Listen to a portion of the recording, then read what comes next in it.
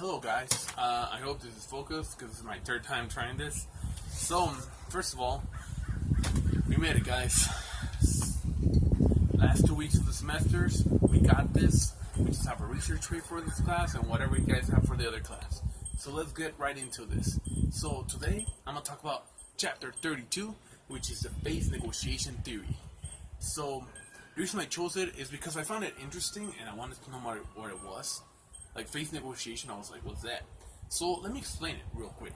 So basically, the whole theory emphasizes on the aspect of the phase, on how it looks with people, and the two types of cultures and conflicts, mainly on the last two that I mentioned.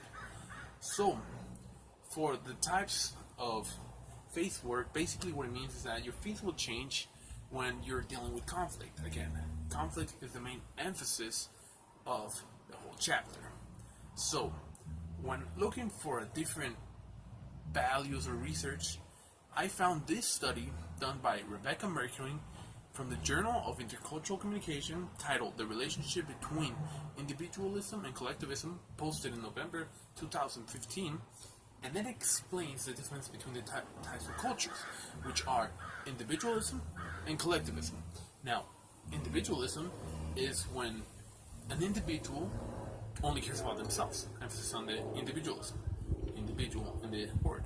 So that's when I care about what I want, my goals, my pursuits, and my immediate family. So basically your wife, your mom, your children, and your dad, your siblings. And that's it. But for the collectivistic culture, it's a little different. That's when you care about the whole group as a whole. So you care about not only your families, your friends, the whole society, and you try to be like order, like you care about social harmony. That's the main emphasis. Now from that, she explained the difference between a low context and a high context. Now low context belongs in individualism. That is when there is low context in a message, and high context is there's high context in the message. But it is easier to understand a low context message than a high context message. And collectivists prefer this. There's a lot of nonverbal, but I'm not going to go so much into the different types of context. And the power distance. That is when you have low power distance, where we're all basically the same, and when you talk to your boss, it's kind of the same as the way you talk to your coworkers, whereas in a high context, you wouldn't talk to your boss the same way you talk to your coworkers. You better not. It is a high power distance. That means there's a long length of difference between power. And Rebecca emphasized that, and it reminded me a lot of the phase negotiation theory, and that's why I talked about it, to really talk to you guys what it is.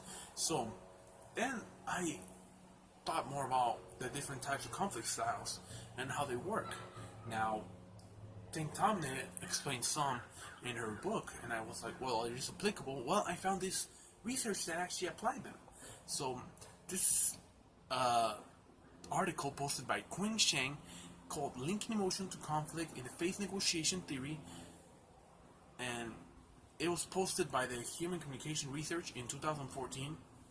Now, there's different types of conflict styles, and for them, they mainly emphasized on anger, so let's think about that. Anger, very important one. But the conflict styles are avoiding, obligating, compromising, dominating, integrating, emotional expression, passive aggression, and third party.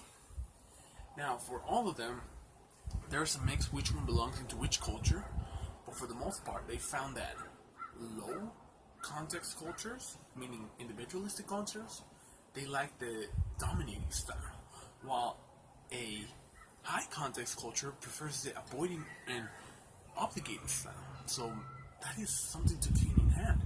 It's like they're both set, and when I read that, I was like, that can't be. There has to be different ways. And in the book, it kind of basically said the same thing. So again, I did my own research, and I found this article posted by Stephen M. McCarver, posted by Conflict Styles in High and Low Context Cultures, a cultural extension, posted in January 2012 by the Communication Research Reports, and they found similar research, but some contrary to what it was said.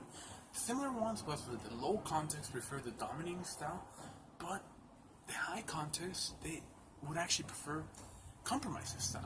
Now they did this study in several different countries. They did one in India, Thailand, Ireland, and the US.